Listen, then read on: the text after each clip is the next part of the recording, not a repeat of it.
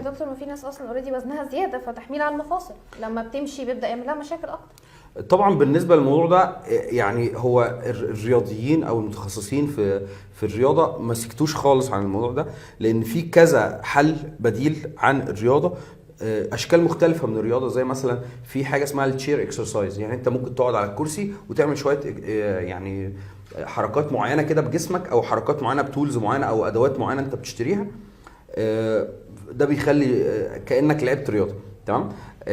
في حاجه تانية طبعا اسمها اكوا ثيرابي. اكوا ثيرابي ده اللي هو او الاكوا سبورتس اكوا، اللي هو اللعب الرياضه في الحمام السباحه او في البسين او في حاجه فيها ميه، لان الميه اول حاجه هتشيل الوزن بتاعك فهتخفف الحمل على المفاصل وعلى العظم.